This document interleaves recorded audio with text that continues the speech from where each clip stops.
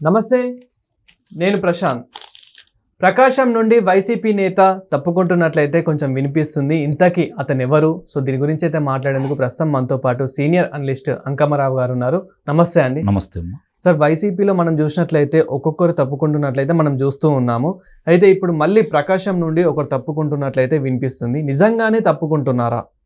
అంటే నిజంగా తప్పుకుంటున్నారా తప్పిస్తున్నారా అనే ఆలోచన కనపడతా ఉంది ఇప్పుడు చూడబోతే. ఎందుకంటే అధికారంలో ఉండగా వాళ్ళు చేసినటువంటి కార్యక్రమాలన్నీ కూడా వాళ్ళకే గుదిబండగా తయారై ఈరోజు అధికారం నుంచి దూరం చేశారు. ఇసుక కావచ్చు, మద్యం కావచ్చు, గనులు కావచ్చు, అలాగే పరిపాలనా పరంగా కావచ్చు, దాడులు కావచ్చు, దోపిడీలు కావచ్చు, హత్యలు కావచ్చు, ఉద్యోగస్తులు వేధింపులు కావచ్చు, అంగన్వాడీ టీచర్ల వేధింపులు కావచ్చు, ఇవన్నీ కూడా, అలాగే రైతులు కావచ్చు, అమరావతిని నిర్వీర్యం చేయాలనే తలంపు కావచ్చు, పోలవరాన్ని పడకనిసిన విధానం కావచ్చు, పరిశ్రమలను వెళ్ళగొట్టిన విధానం కావచ్చు, నిరుద్యోగులకు అవకాశం లేకుండా పరిశ్రమలు తీసుకురాకపోవడం కావచ్చు, ఇవన్నీ కూడా గమనించిన తర్వాత ప్రభుత్వానికి 151 స్థానాలు ఇచ్చిన ప్రభుత్వం 11 స్థానాలకు పడిపోవడం అంటే వాళ్ళు ఎంత దారుణంగా ప్రజల్ని మోసం చేశారో, ప్రజలు వాళ్ళ మీద ఎంత కోపంతో ఈ ఫలితాలు ఇచ్చారో మనకు అర్థమైపోతూ ఉంది.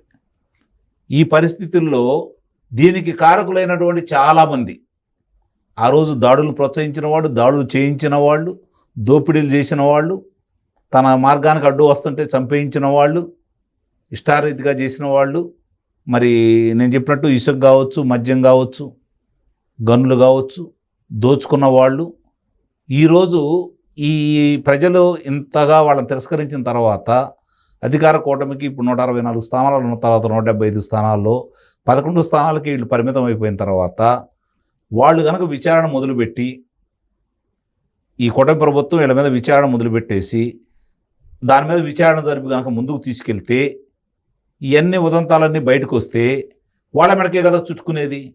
అందుకని తెలివిగా వాళ్ళని ఒక్కొక్కళ్ళని పంపిస్తున్నారేమో అనే అభిప్రాయం కూడా కలుగుతూ ఉంది. ఇప్పుడు ఆ వచ్చిన వాళ్ళందరూ అంతకుముందు ఆ ప్రభుత్వం చేసే తప్పుల్ని గొంతెత్తి మాట్లాడిన వాళ్ళు కాదు, వాళ్ళు ప్రజల కోసం పోరాడిన వాళ్ళు కాదు, ప్రజా సమస్యలు తీర్చిన వాళ్ళు కాదు, వాళ్ళ నియోజకవర్గాలు అభివృద్ధి చేసిన వాళ్ళు కాదు, వాళ్ళ మీద ఎలాంటి మరకలు లేనటువంటి వాళ్ళు కాదు. మరి అలాంటి వాళ్ళు పార్టీలో ఉంటే ఏంటి, బయటికి వెళ్తే ఏంటి?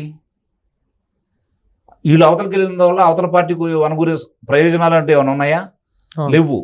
కాకపోతే వాళ్ళు కూడా ఏమన్నారంటే ఆ పార్టీ అసలు లేదని చెప్పుకోవడం కోసం వాళ్ళు మలినమైన వాళ్ళని కూడా వాళ్ళు తీసుకుంటున్నారు, వాళ్ళు మలినమైపోతున్నారు. ఇది గమనించుకోవట్లే వాళ్ళు. కాబట్టి ఈ విషయంలో కూటమి పెద్దలు ఆలోచించుకోవాల్సిన పరిస్థితి కనపడతా ఉంది.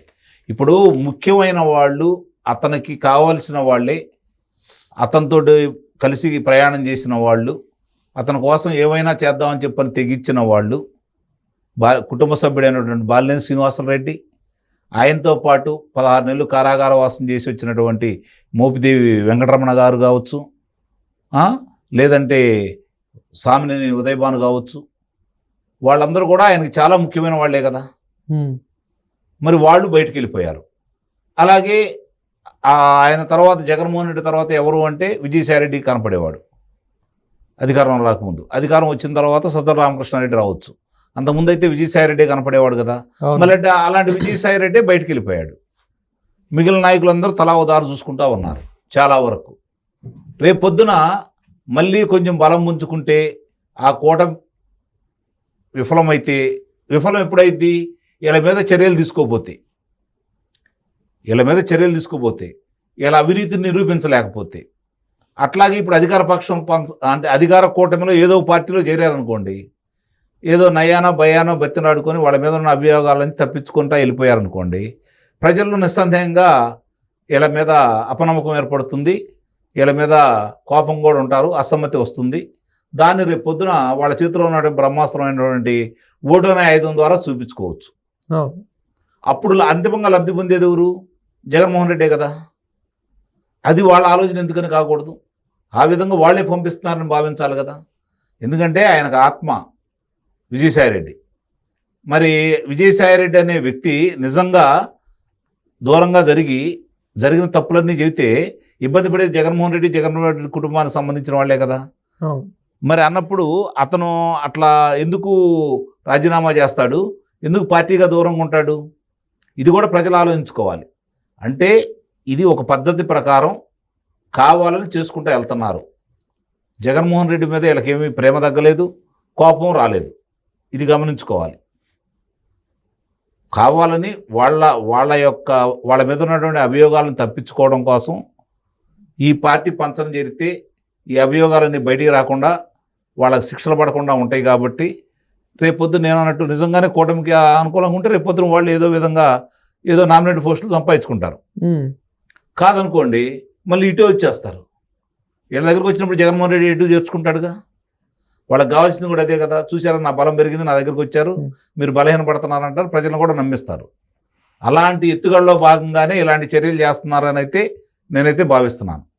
అంత తప్ప వీళ్ళేదో జగన్మోహన్ రెడ్డి మీద కోపంతో ఆ ప్రభుత్వం చేసిన తప్పులను ఒప్పుకొని మేము పలానా వచ్చిన వాళ్ళు ఎవరైనా సరే పలానా వాళ్ళు ఈ తప్పులు చేశారా, మా ప్రభుత్వం ఈ తప్పులు చేసింది, ప్రజలకి అన్యాయం చేసింది, కాబట్టి దానికి నిరసనగా మేము ఇటు వచ్చేసాం అని ఎవరు చెప్పట్లేదు కదా.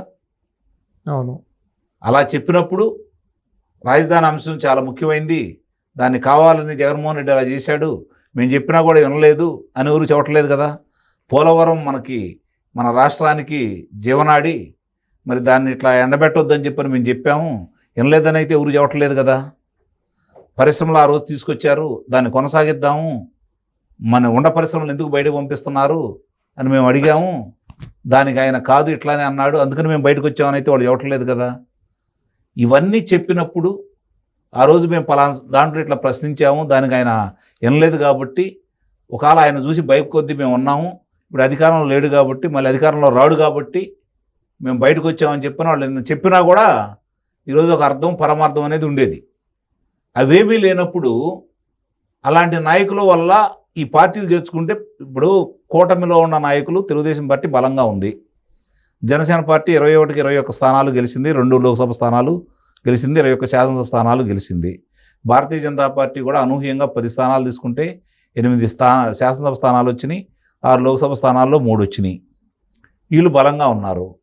ఇప్పుడు మామూలుగా సహజంగానే భారతీయ జనతా పార్టీయో లేకపోతే జనసేన పార్టీయో తను బలపడాలని కోరుకోవడంలో తప్పులేదు.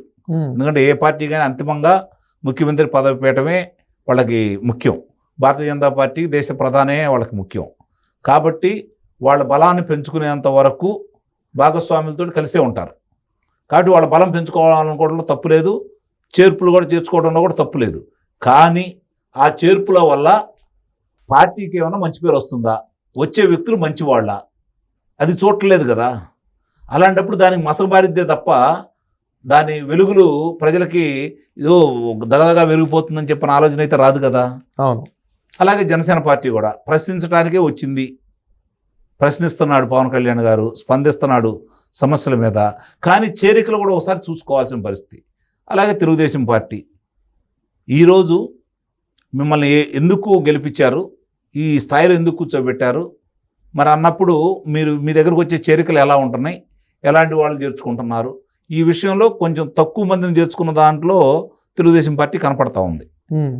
అందులో ఎలాంటి సందేహం కూడా ఏం లేదు. ఇవన్నీ కూడా పరిగణలోకి తీసుకోవాలి. ఈరోజు పార్టీలు చేర్పులు ఒక్కటే గొప్ప కాదు. వీళ్ళు వెళ్ళిపోతున్నారంటే నిస్సందేహంగా వాళ్ళు ప్రణాళికబద్ధంగా వెళ్ళిపోతున్నారు. మరి వీళ్ళు కూడా ప్రణాళికబద్ధంగా తీసుకుంటున్నారని భావించాల్సి వస్తుంది మనం. ఎందుకంటే ప్రజలు కూడా జగన్మోహన్ రెడ్డిని ప్రతిపక్ష నేతగా 67 స్థానాలు, ముఖ్యమంత్రిగా 151 స్థానాలు ఇచ్చిన తర్వాత ఆంధ్ర రాష్ట్ర ప్రజలు ఏమీ పట్టించుకోరు, అవినీతి గురించి పట్టించుకోరు, దోపిడీలు చేసిన వాళ్ళ గురించి పట్టించుకోరు అనే భావనలో ఉన్నారు. కాబట్టి మనం ఎలాంటి వాళ్ళైనా చేర్చుకున్నా పర్లేదనే సందేశం మాత్రం జగన్మోహన్ రెడ్డి ఇచ్చాడు కాబట్టి వీళ్ళు చేర్పించుకుంటున్నారని అయితే నేను భావిస్తున్నాను. Thank you sir. Thank you.